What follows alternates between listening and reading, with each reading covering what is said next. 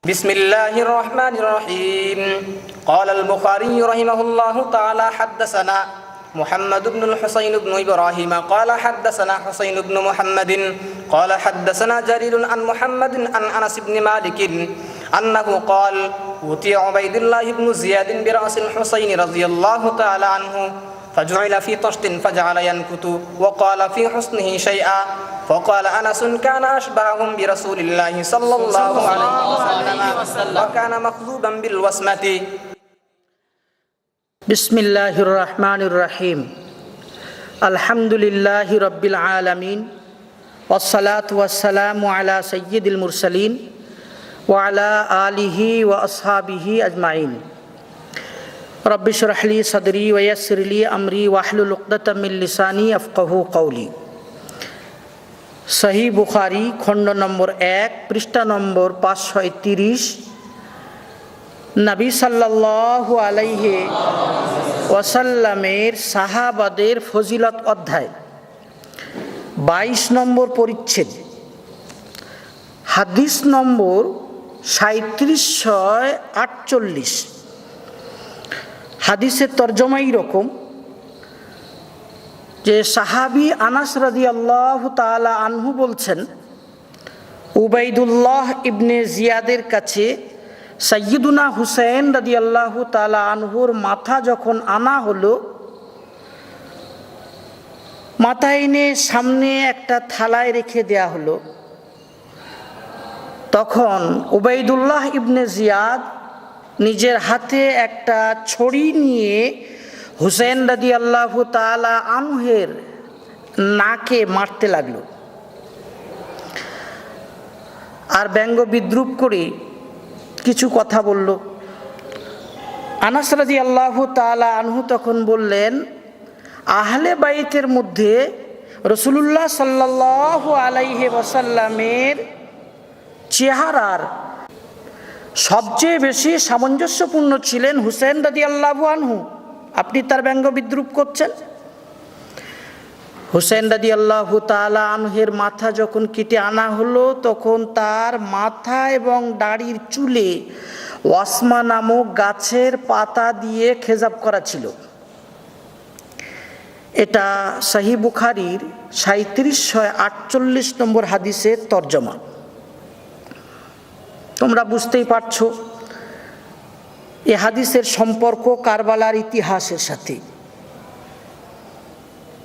আরবিতে একটা প্রবাদ আছে, কামা তাদিনু তুদান, জয়সা করনা ওয়াইসা ভরনা, তুমি যেমন করবে তোমার সাথে সেই রকম করা হবে।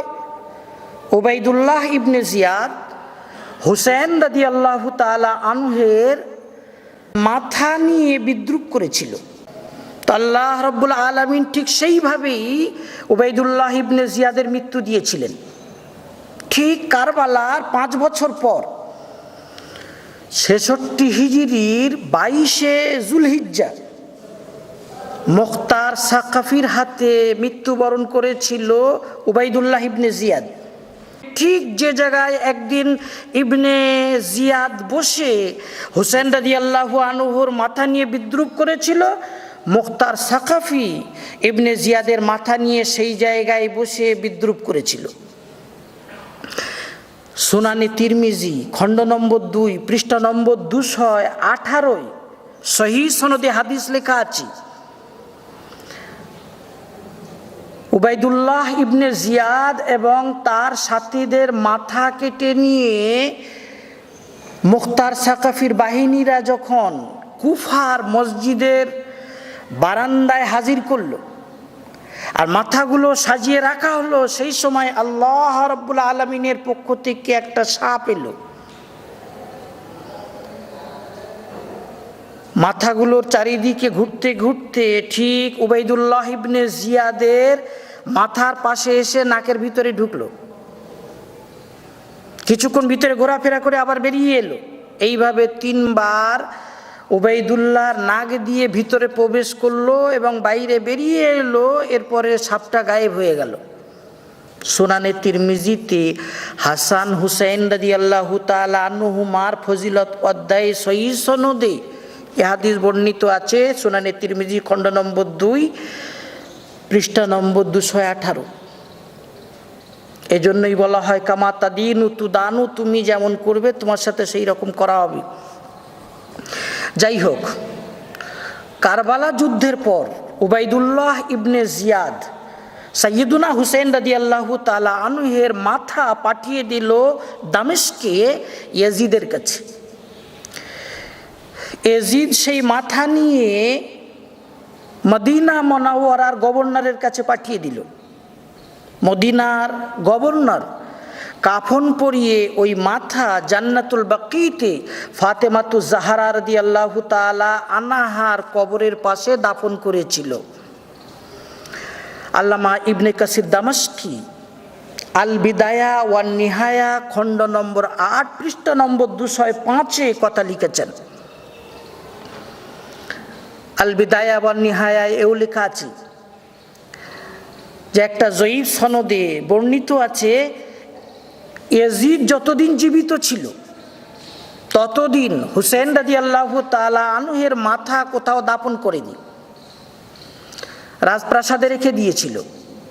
ইয়াজিদের ইন্তেকালের পর ওই মাথা দামেস্কে দাফন করা হয় এবং তার পাশে একটা মসজিদ তৈরি করে দেওয়া হয়। আজও সেই মসজিদটা মৌজুদ আছে। মসজিদের নাম মসজিদুর রাস। হুসেন রাদিয়াল্লাহু তাআলা আনহুর ধড় কারবালা প্রান্তরের পাশে ফুরাত নদীর তীরে দাফন করা হয়েছিল। আজ শিয়ারা সেখানে বিরাট দরগা তৈরি করেছে এবং প্রতি বছর সেখানে মাতম করি। যাই হোক, হুসেন রাদিয়াল্লাহু তাআলা আনহু 61 হিজরির 10 মুহররম আশুরার দিন শুক্রবার 54 বছর 6 মাস 15 দিন বয়সে কারবালা প্রান্তরে শহীদ হয়েছিলেন। কারবালার প্রকৃত ইতিহাস সংক্ষিপ্তভাবে এই রকম যে সাইয়্যিদুনা আমির মুআবিয়া রাদিয়াল্লাহু তাআলা আনহু নিজের খেলাফতের অন্তিম লগ্নে অনুভব করলেন যে খেলাফতের মসনদে কাউকে বসিয়ে যাওয়া উচিত, যেন খেলাফতকে কেন্দ্র করে মুসলমানদের ভিতরে পুনরায় গৃহদ্বন্দ্ব না বাঁধে। তিনি বিভিন্ন প্রদেশের গভর্নর এবং সচিবদের সাথে পরামর্শ করলেন।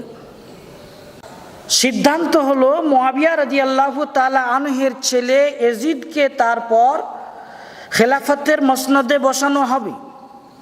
মুআবিয়া রাদিয়াল্লাহু তাআলা আনহু সেই অনুযায়ী বিভিন্ন প্রদেশের গভর্নরদের কাছে বার্তা পাঠিয়ে দিলেন যে ইয়াজিদের পক্ষ থেকে জনসাধারণের কাছ থেকে বয়াত নাও। সিরিয়া, কুফা, বাসরা, মক্কা, মদিনা বিভিন্ন এলাকায় ইয়াজিদের পক্ষ থেকে খেলাফতের বয়াত নেওয়া হলো। মানুষেরা সব দলে দলে ইয়াজিদের খেলাফত কবুল করে বয়াত হলো। তবে মক্কা মদিনার কিছু মানুষ তারা ইয়াজিদের খেলাফত মানতে চাইল না। এদেরই অন্যতম সাইয়্যিদুনা হুসেন রাদিয়াল্লাহু তাআলা আনহু এবং হযরত আব্দুল্লাহ ইবনে জুবাইর রাদিয়াল্লাহু তাআলা আনহুমা। আমির মুআবিয়া রাদিয়াল্লাহু তাআলা আনহু পরিস্থিতি সামাল দেওয়ার জন্য চলে গেলেন মদিনায়। মদিনায় মানুষদেরকে বুঝালেন। প্রায় সব মানুষ ইয়াজিদের খেলাফতের জন্য বয়াত হয়ে গেল। মুআবিয়া রাদিয়াল্লাহু তাআলা আনহু মদিনায় এসেছেন জানতে পেরে হুসেন রাদিয়াল্লাহু আনহু এবং আব্দুল্লাহ ইবনে জুবাইর রাদিয়াল্লাহু আনহুমা মদিনা থেকে সপরিবারে চলে গেলেন মক্কায়। মুআবিয়া রাদিয়াল্লাহু তাআলা আনহু মক্কাতে গেলেন, তাদেরকে বুঝালেন এবং বললেন যে দেখুন, ইয়াজিদের খেলাফত কবুল করে মুসলিম বিশ্বের প্রায় সব বয়াত হয়ে গেছে। আপনারা কয়েকজন যদি বিরুদ্ধাচারণ করেন তাহলে এতে মুসলিম বিশ্বের ক্ষতি হবে, লাভ কিছু হবে না। কিন্তু হুসেন রাদিয়াল্লাহু তাআলা আনহু এবং আব্দুল্লাহ ইবনে জুবাইর রাদিয়াল্লাহু আনহুমা এবং তাদের ভক্তরা নিজেদের রায়ের উপরে জমে থাকলেন। এইভাবেই ইয়াজিদের খেলাফতের বিষয়টা মুআবিয়া রাদিয়াল্লাহু তাআলা আনহুর জামানায় অমীমাংসিত অবস্থাতেই রয়ে গেল। ইতিমধ্যে হযরত মুআবিয়া রাদিয়াল্লাহু তাআলা আনহুর ইন্তেকাল হয়ে গেল 60 হিজরিতে। সাইয়্যিদুনা মুআবিয়া রাদিয়াল্লাহু তাআলা আনহু ইন্তেকালের আগে নিজের ছেলে ইয়াজিদকে বলে গিয়েছিলেন যে দেখো, আমার মনে হয় আমার ইন্তেকালের পর তুমি যখন খেলাফতের মসনদে বসবে তো কুফার মানুষেরা হুসাইন ইবনে আলী রাদিয়াল্লাহু আনহুমাকে তোমার প্রতিদ্বন্দ্বী খলিফা হিসেবে দাঁড় করে দেবে। বেটা, মনে রেখো, আহলে বায়েতদের সম্মান করবে, কেননা মুসলিম জনগণের কাছে তাদের অনেক কিছু দাবি আছে, তাদের মর্যাদার খেয়াল করবে। আমির মুআবিয়া রাদিয়াল্লাহু তাআলা আনহু 40 হিজরি থেকে 60 হিজরি পর্যন্ত 20 বছর বিনা প্রতিদ্বন্দ্বিতায় খলিফা হয়েছেন, আর তার আগে 20 বছর বিভিন্ন প্রদেশের গভর্নর থেকেছেন। এই 40 বছরের অভিজ্ঞতা ছিল। অভিজ্ঞতার আলোকে তিনি যে ভবিষ্যৎবাণী করেছিলেন, ঠিক তার ইন্তেকালের পর ইয়াজিদ যখন খিলাফতের মসনদে বসলো সেটাই ঘটল। কুফাবাসীরা হুসেন রাদিয়াল্লাহু তাআলা আনহুর কাছে 2 থলি ভর্তি 150-200 চিঠি দিয়ে 20-25 জন দূত পাঠিয়ে দিল মক্কায় যে আপনি আমাদের কুফাতে আসুন, আমরা আপনার হাতে বায়াত হব, আপনি আমাদের খলিফা, আমরা ইয়াজিদের খেলাফত মানছি না, মানব না। সাইয়্যিদুনা হুসেন রাদিয়াল্লাহু তাআলা আনহু কুফাবাসীদের পক্ষ থেকে বার্তা পেয়ে ওখানকার পরিস্থিতি যাচাই করার জন্য নিজের চাচাতো ভাই মুসলিম ইবনে আকিলকে কুফায় পাঠিয়ে দিলেন। ওখানকার পরিস্থিতি ইনকোয়ারি করে আমাকে বলো, যাওয়া যাবে কি না, কুফাবাসীরা কি বলছে। মুসলিম ইবনে আকিল যখন কুফায় পৌঁছলেন, কুফার মানুষেরা 12,000 সংখ্যায় মুসলিম ইবনে আকিলের হাতে বয়াত হয়ে গেল। বলল, আমরা হুসেন রাদিয়াল্লাহু তাআলা আনহুকে চাই, তার পক্ষ থেকে আমরা আপনার হাতে বয়াত হচ্ছি। সাথে সাথে মুসলিম ইবনে আকিল মক্কাতে হুসেন রাদিয়াল্লাহু তাআলা আনহুর কাছে বার্তা পাঠিয়ে দিলেন যে কুফার অবস্থা খুবই ভালো, আমার আসার সাথে সাথে তো 12,000 মানুষ আমার হাতে বয়াত হয়ে গেছে, আপনি আসুন। হুসেন রাদিয়াল্লাহু তাআলা আনহু ভালো বার্তা পেয়ে সপরিবারে এবং ভক্তদের নিয়ে কুফায় রওনা হচ্ছেন। এই রকম পরিবেশে সাহাবা তাবিঈনদের মধ্যে বিশিষ্ট সাহাবা তাবিঈন 15 জন হুসেন রাদিয়াল্লাহু তাআলা আনহুকে কঠিনভাবে মানা করলেন যে আপনি যাবেন না, আপনি জানেন না কুফার সাবাই দল কিভাবে আপনার আব্বাজান আলী রাদিয়াল্লাহু আনহুকে শহীদ করেছে, আপনার ভাই হাসান রাদিয়াল্লাহু তাআলা আনহুকে শহীদ করেছে, আপনি কোথায় যাচ্ছেন, কাদের উপরে ভরসা করে চলেছেন। হুসেন রাদিয়াল্লাহু তাআলা আনহু তাদের পরামর্শ নিলেন না। এমনকি আল্লামা ইবনে কাসির দামাশকি আল বিদায়া ওয়ান নিহায়া কিতাবে লিখেছেন, ইবনে উমর রাদিয়াল্লাহু তাআলা আনহুমা হুসেন রাদিয়াল্লাহু তাআলা আনহুকে যখন বিদায় দিচ্ছেন তো বললেন, আস্তাউদিউকাল্লাহ মিন কাতিল, আমি আপনাকে আল্লাহর সুপুর্দ করছি এই অবস্থায় যে আপনি বোধহয় শহীদ হবেন। এবং ইবনে আব্বাস রাদিয়াল্লাহু তাআলা আনহুমা হুসেন রাদিয়াল্লাহু তাআলা আনহুকে বিদায় দেওয়ার সময় বলেছিলেন, হযরত আপনার এই অভিযানে আমি তো রক্তের গন্ধ পাচ্ছি। যাই হোক, ভাগ্যে ছিল হযরত হুসেন রাদিয়াল্লাহু তাআলা আনহু অভিযান শুরু করলেন। 150 ভক্ত এবং আহলে বাইতদেরকে নিয়ে মক্কা থেকে কুফামুখী রওনা হয়ে গেলেন। এদিকে কুফার মানুষেরা যেহেতু ইয়াজিদের খেলাফতের বিরুদ্ধে আওয়াজ তুলেছে, হুসেন রাদিয়াল্লাহু তাআলা আনহুর জন্য বয়াত হয়েছে, এই জানতে পেরে ইয়াজিদ কুফার গভর্নর চেঞ্জ করে দিলেন। সে সময় গভর্নর ছিল নোমান ইবনে বশির রাদিয়াল্লাহু তাআলা আনহু, মেজাজ ছিল নরম, তাকে চেঞ্জ করে দিলেন। বাসরা থেকে উবাইদুল্লাহ ইবনে জিয়াদকে এনে কুফার গভর্নর বানিয়ে দিলেন।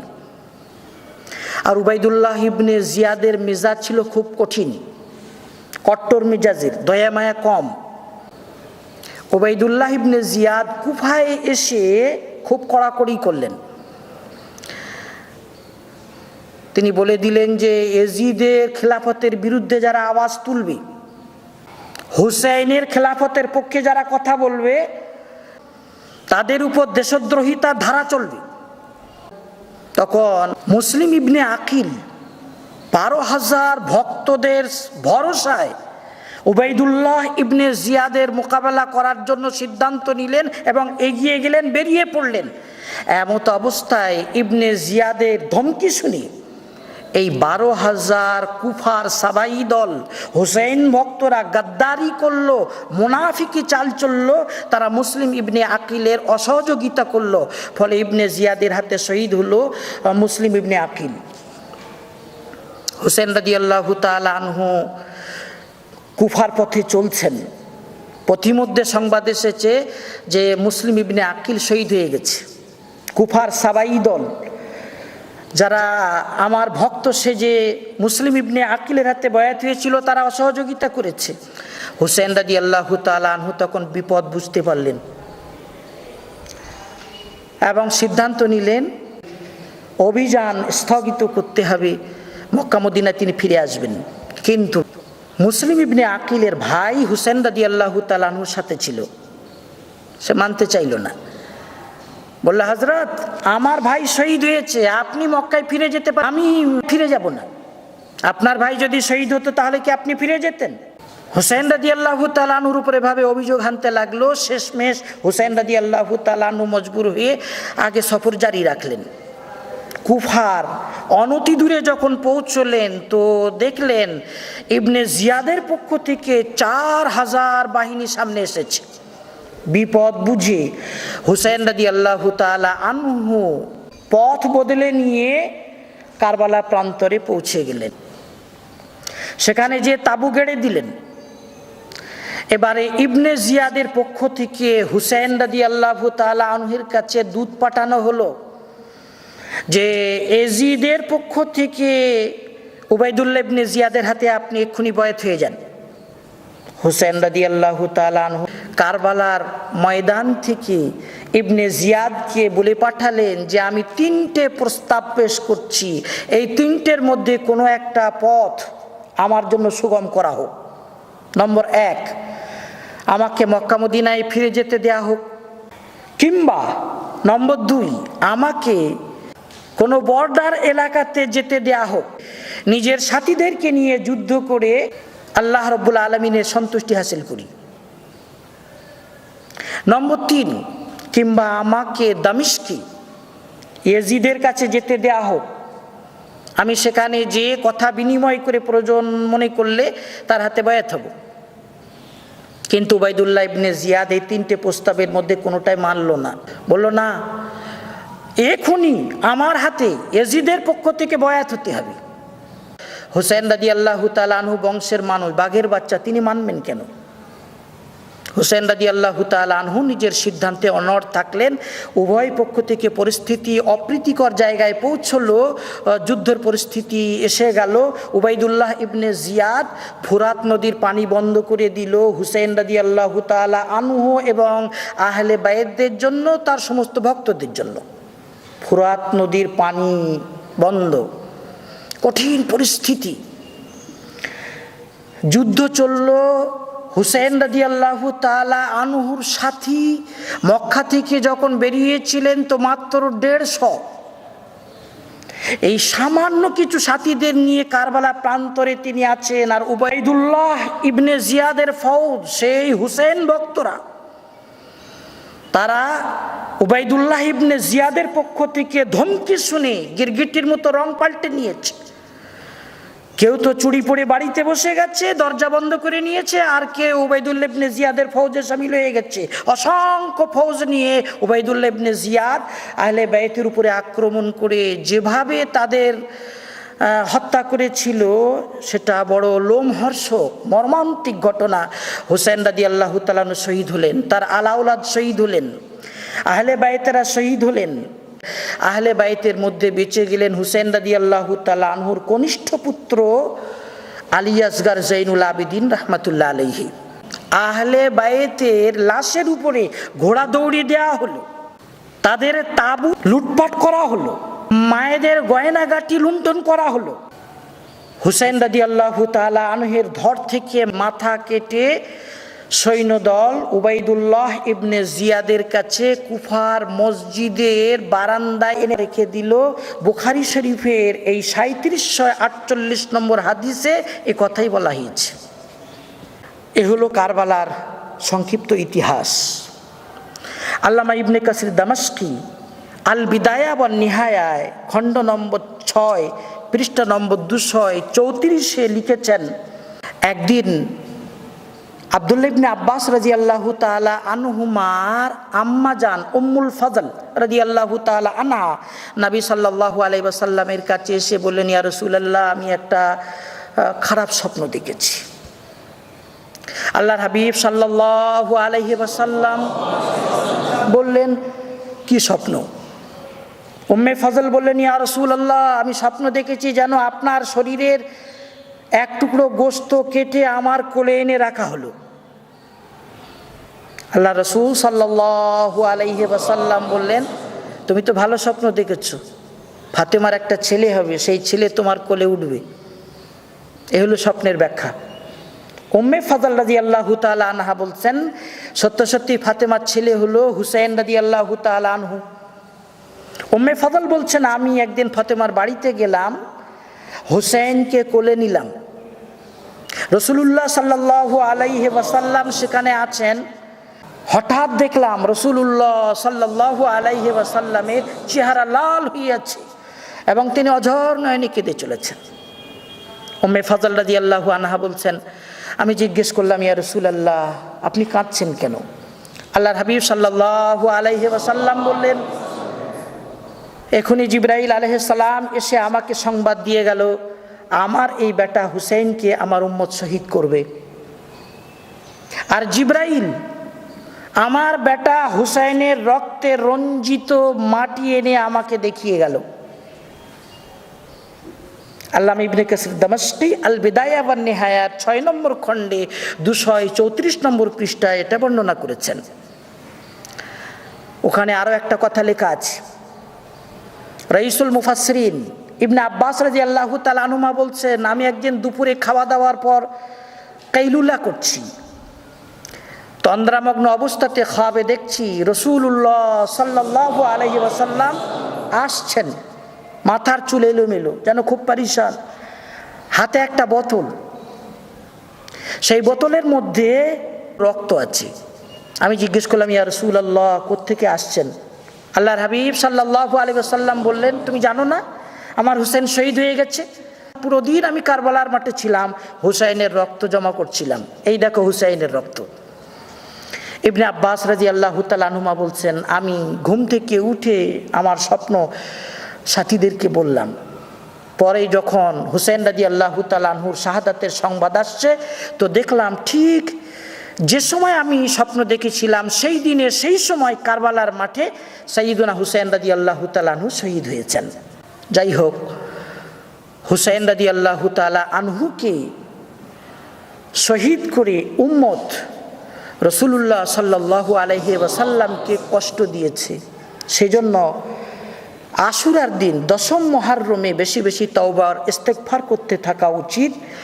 আমরা সকলেই আল্লাহর হাবিব সাল্লাল্লাহু আলাইহি ওয়াসাল্লাম এবং আহলে বাইতদের জন্য আল্লাহ রাব্বুল আলামিনের কাছে শান্তি কামনা করি। সকলে একবার দরুদ ইব্রাহিমি পড়ি। আল্লাহুম্মা সাল্লি আলা মুহাম্মদ ওয়া আলা আলি মুহাম্মদ কামা সাল্লাইতা আলা ইব্রাহিম ওয়া আলা আলি ইব্রাহিম ইন্নাকা হামিদুম মাজিদ। আল্লাহুম্মা বারিক আলা মুহাম্মদ ওয়া আলা আলি মুহাম্মদ কামা বারাকতা আলা ইব্রাহিম ওয়া আলা আলি ইব্রাহিম ইন্নাকা হামিদুম মাজিদ।